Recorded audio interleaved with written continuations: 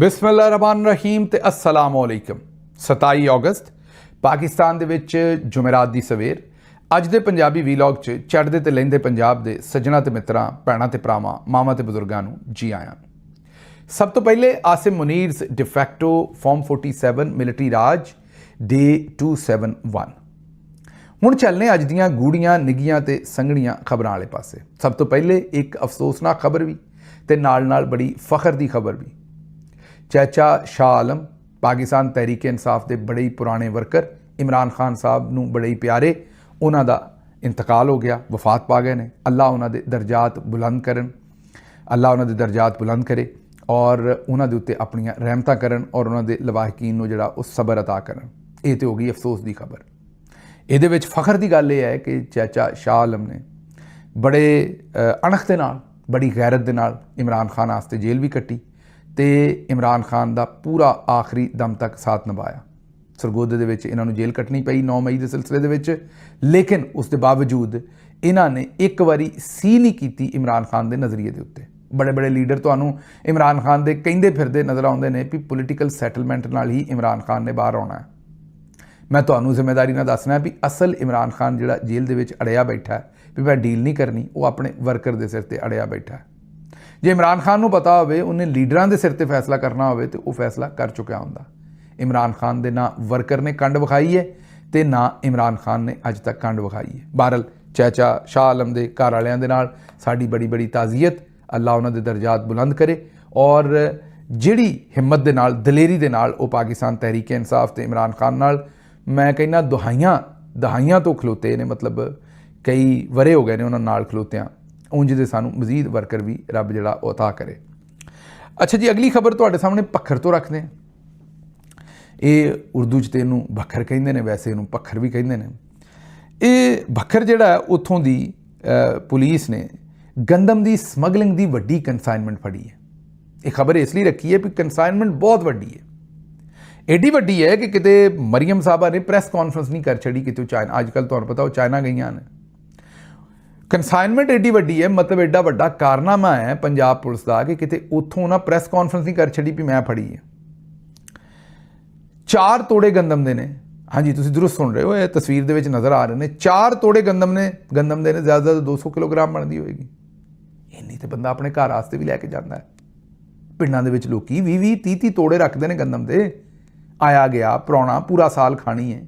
ये 4 तोड़े गंदम दे पुलिस ने फड़ ले ने तो उन्हें कहा भी असी गंदम की समगलिंग रोक चढ़ी है, फड़ लीए। वो किहड़े लोग हो तुसी, कित्थे फस गए असी, किहड़े बेशर्मां दे असी हत्थ पै गए, मैनूं दसो। 4 तोड़े गंदम दे नाल उत्थे चीनी जिहड़ी उहनूं पहिलां इंपोर्ट कीता, पहिलां चीनी जिहड़ी है सॉरी पहिलां उहनूं एक्सपोर्ट कीता, फिर इंपोर्ट कीता, हुण फिर एक्सपोर्ट कर रहे हैं। इंपोर्ट कीती होई 8 लाख मैट्रिक टन चीनी जिहड़ी एक्सपोर्ट कीती, फिर जो 5 लाख मैट्रिक टन इंपोर्ट की, हुण आंदे ने नहीं बहुती आ गई है, फिर वापस कर लेनी। उन्हां बेशर्मां नूं कोई नहीं फड़दा। इहदे कोल सिर्फ 4 तोड़े जिहड़े ने, सिर्फ 4 तोड़े। अच्छा जी, अगे चलने।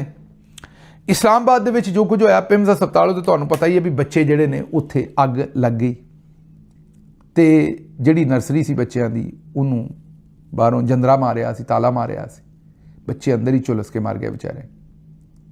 उन्होंने बचाया इस तो नहीं जा सकिया भी यह तस्वीर वेखो, कंध दे विच मोरा करना पिया तो जरा पौड़ी वेखो, सीढ़ी लैडर जिहड़ा है वो वेखो वो किड्डा कमज़ोर है। ये फड़ चढ़ते रहे ने बेचारे इहदे ते, मतलब जिन्होंने बचाउण दी कोशिश करो पौड़ी एडी भैड़ी है भी वो इहदे तो तिलक के डिग के मर जाए, जिन्होंने अंदरों बचाउण दी कोशिश करो।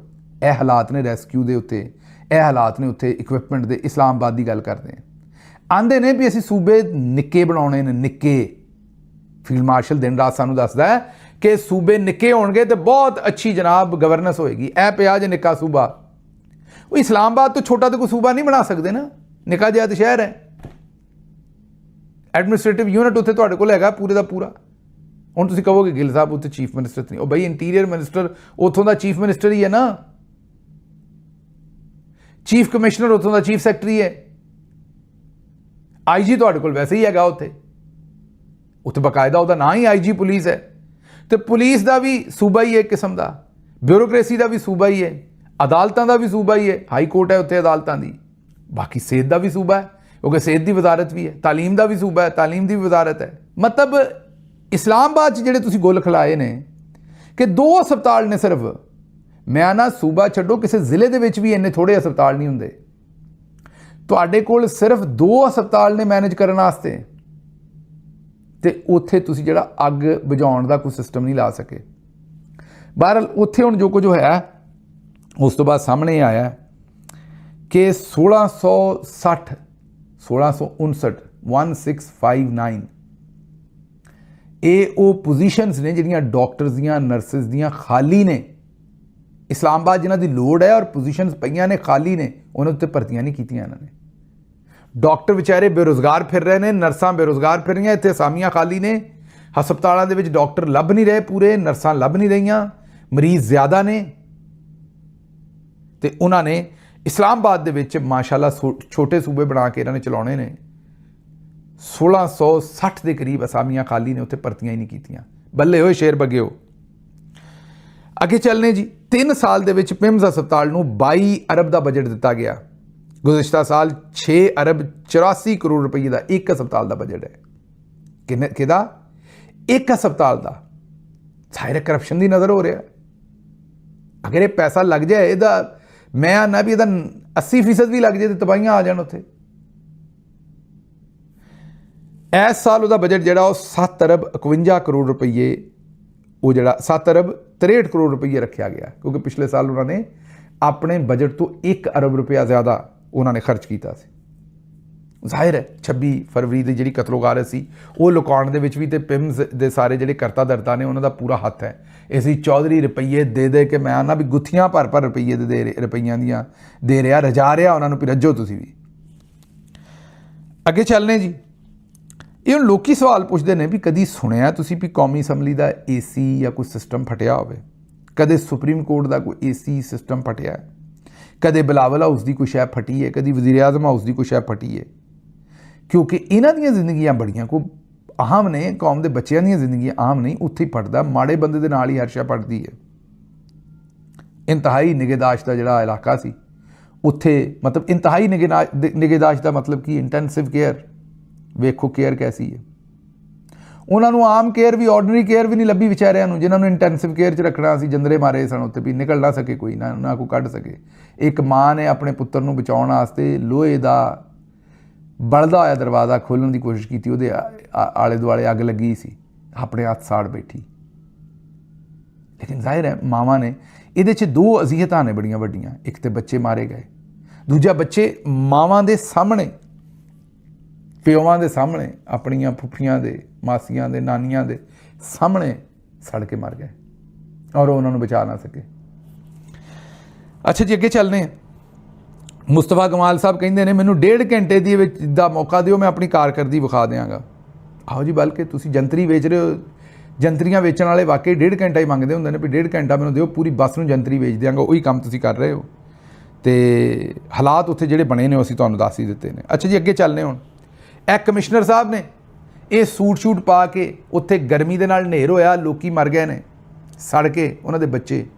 ਪੌੜੀ ਕੋਈ ਨਹੀਂ, ਸੀੜੀ ਕੋਈ ਨਹੀਂ, ਉੱਥੇ ਕੋਈ ਮੇਰਾ ਮਤਲਬ ਇਕਵਿਪਮੈਂਟ ਕੋਈ ਨਹੀਂ, ਅਤੇ ਇਹ ਵੇਖੋ ਰਾਜੂ ਬਣ ਗਿਆ ਜੈਂਟਲਮੈਨ, ਸੂਟ ਪਾ ਕੇ ਬਿਲਕੁਲ ਗੋਰਾ ਸਾਹਿਬ ਬਣ ਕੇ ਉੱਥੇ ਆਏ ਨੇ ਜਨਾਬ ਵਿਜ਼ਿਟ ਕਰਨ ਵਾਸਤੇ। ਉਹ ਚੱਲ ਭਾਈ ਟਾਈ ਲਾ ਲੈਂਦਾ, ਲੇਕਿਨ ਉਹਨਾਂ ਤੇ ਘਰੋਂ ਲਾਈ ਇਸ ਲਈ ਹੋਣੀ ਹੈ ਲਾਸ਼ ਆ ਕੇ ਸੂਟ ਪਾ ਕੇ ਵੀ ਇੱਥੇ ਚੱਲਦੇ ਜ਼ਰਾ ਸ਼ਸ਼ਕਾ ਪਾਉਣੇ।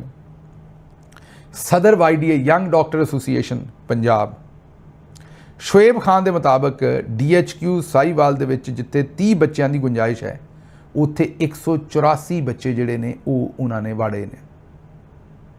ਲੇਕਿਨ ਗੱਲਾਂ ਪੁੱਛੋ ਤੇ 13 ਅਰਬ ਦਾ ਜਹਾਜ਼, ਤੇ ਦੂਜੇ ਚੌਧਰੀ ਸਾਹਿਬ ਦੇ ਕੋਲ 20 ਅਰਬ ਦਾ ਜਹਾਜ਼, ਫੀਲਡ ਮਾਰਸ਼ਲ ਸਾਹਿਬ ਕੋਲ। ਤੇ ਲੋਕਾਂ ਨੂੰ ਵੀ ਇਸੇ ਕੰਮ 'ਚ ਯਾਰੇ ਲਾਇਆ ਵੀ ਲਾਹੌਰ ਮੈਂ ਬੜਾ ਸਾਫ਼ ਕਰ ਦਿੱਤਾ ਹੈ। ਲਾਹੌਰ ਦੇ ਵਿੱਚ ਅਗਰ ਪਹਿਲਾਂ 100 ਕਰੋੜ ਰੁਪਈਆ ਲੱਗ ਰਿਹਾ ਸੀ ਸਫਾਈ ਦਾ, ਤੇ ਹੁਣ ਅਗਰ ਉੱਥੇ ਹਜ਼ਾਰਾਂ ਕਰੋੜ ਰੁਪਈਆ ਲੱਗ ਰਿਹਾ ਹੈ ਤੇ ਉਹ ਥੋੜ੍ਹੀ ਬਹੁਤ ਫਰਕ ਪੈਣਾ ਹੀ ਹੈ। ਸਾਡੇ ਵੀ ਲੋਕ ਅਕਸਰ ਸ਼ੋਭਦਾਬਾਜ਼ ਨੇ, ਉਹ ਇਹ ਨਹੀਂ ਵੇਖਦੇ ਵੀ ਐਜੂਕੇਸ਼ਨ ਨਾਲ ਕੀ ਹੋ ਗਿਆ, ਉਹ ਇਹ ਨਹੀਂ ਦੇਖਦੇ ਹੈਲਥ ਨਾਲ ਕੀ ਹੋ ਗਿਆ, ਉਹ ਇਹ ਨਹੀਂ ਦੇਖਦੇ ਬਾਕੀ ਚੀਜ਼ਾਂ ਨਾਲ ਕੀ ਹੋ ਗਿਆ। ਇੱਕ ਹਸਪਤਾਲ, ਮਤਲਬ ਕਿਹੋ ਜਿਹੀ ਕੌਮ ਹੈ ਅਸੀਂ ਵੀ ਜਿੱਥੇ ਐਮਰਜੈਂਸੀ ਦੇ ਦਰਵਾਜ਼ਿਆਂ ਨੂੰ ਪੱਕੇ ਲਾਕ ਲੱਗੇ ਨੇ ਤੇ 30 ਬੱਚਿਆਂ ਦੀ ਜਗ੍ਹਾ ਦੇ ਉੱਤੇ ਅਸੀਂ 184 ਬੱਚੇ ਜਿਹੜੇ ਉਹ ਰੱਖੇ ਨੇ। ਉਹ ਬੱਚੇ ਤੇ ਇਸ ਵਜ੍ਹਾ ਤੋਂ ਹੀ ਮਾਰੇ ਜਾਣੇ ਨੇ ਜ਼ਿਆਦਾ। ਅੱਗੇ ਚੱਲਨੇ ਜੀ। ਵਜ਼ੀਰ ਆਲਾ ਪੰਜਾਬ ਫਾਰਮ 47 ਮਰੀਮ ਨਵਾਜ਼ ਸ਼ਰੀਫ ਸਾਹਿਬ ਚਾਈਨਾ 'ਚ ਨੇ। ਉਹਨਾਂ ਚਾਈਨਾ ਤੋਂ ਹੁਕਮ ਦਿੱਤਾ ਹੈ, ਇਹ ਸਾਨੂੰ ਅਜ਼ਮਾ ਬੁਖਾਰੀ ਸਾਹਿਬ ਉੱਥੇ ਗਈਆਂ, ਉਹਨਾਂ ਦਾ ਬੈਗ ਬੁੱਕ ਚੁੱਕਣ ਵਾਸਤੇ ਨਾਲ ਜਾਂਦੀ ਹੈ ਵਿਚਾਰੀ, ਚੁੱਕ ਕੇ ਲੈ ਕੇ ਜਾਂਦੀ ਹੈ। ਫਿਰ ਤਸਵੀਰ ਆਈ ਸੀ ਜਦੋਂ ਬੈਗ ਬੁੱਕ ਖਿੱਚੀ ਫਿਰਨ ਰਹੀ ਸੀ ਵਿਚਾਰੀ ਉੱਥੇ। ਉਹ 24 ਘੰਟੇ ਦੇ ਵਿੱਚ ਫਰੈਸ਼ ਆਡਿਟ ਕਰਨ ਦੀ ਉਹਨਾਂ ਨੇ ਹਸਪਤਾਲਾਂ ਨੂੰ ਉੱਥੋਂ ਤਲਕੀਨ ਕੀਤੀ ਹੈ ਕਿ 24 ਘੰਟੇ 'ਚ ਫਰੈਸ਼ ਆਡਿਟ ਕਰੋ ਵੀ ਹਸਪਤਾਲਾਂ 'ਚ ਸਾਰਾ ਕੰਮ ਠੀਕ ਹੈ। ਵੇਖੋ ਲੋਕਾਂ ਨੂੰ ਬੇਵਕੂਫ ਸਮਝਦੇ ਨੇ। ਇਹਨਾਂ ਦੀ ਵਾਚ ਦੇ ਅੰਡਰ 2-3 ਹਸਪਤਾਲਾਂ ਦੇ ਵਿੱਚ ਪਾਕਪਤਨ 'ਚ, ਸਾਹੀਵਾਲ 'ਚ, ਇੱਧਰ ਉੱਧਰ ਬੱਚੇ ਜਿਹੜੇ ਨੇ ਵਫਾਤ ਪਾ ਚੁੱਕੇ ਨੇ ਅੱਗਾ ਲੱਗਣ ਨਾਲ। ਲੇਕਿਨ ਗੱਲਾਂ ਸੁਣੋ ਉਹਨਾਂ ਦੀਆਂ, ਉਹ ਕਹਿੰਦੇ ਨੇ ਮੈਂ ਆਡਿਟ ਦਾ ਹੁਕਮ ਦੇ ਦਿੱਤਾ ਬਸ ਲੋਕਾਂ ਨੂੰ ਬੇਵਕੂਫ ਬਣਾਉਣ ਵਾਸਤੇ। ਫਿਰ ਨਾਲ ਹੈਲਥ ਕਾਰਡ ਇਹਨਾਂ ਨੇ ਖੋਇਆ ਆ ਕੇ ਮਰੀਮ ਸਾਹਿਬਾ ਨੇ। ਹੁਣ ਰੌਲਾ ਪਾਉਂਦੇ ਨੇ ਵੀ ਸਰਕਾਰੀ ਹਸਪਤਾਲਾਂ ਦੇ ਉੱਤੇ ਬਹੁਤ ਇਨਫਲਕਸ ਹੈ। ਹੈਲਥ ਕਾਰਡ ਦਾ ਇੱਕ ਫਾਇਦਾ ਤਾਂ ਇਹ ਸੀ ਨਾ ਕਿ ਮਾੜਾ ਬੰਦਾ ਇਲਾਜ ਕਰਵਾ ਲੈਂਦਾ ਸੀ, ਮਾੜਾ ਬੰਦਾ ਵੀ ਜਾ ਕੇ ਕਿਸੇ ਡਾਕਟਰ ਦੀ ਕੁੰਡੀ ਖੜਕਾ ਲੈਂਦਾ ਸੀ, ਕਿਤੋਂ ਆਪਣੇ ਲਈ ਦਵਾ ਦਾਰੂ ਲੈ ਲੈਂਦਾ ਸੀ। ਇੱਕ ਤਾਂ ਫਾਇਦਾ ਇਹ ਸੀ।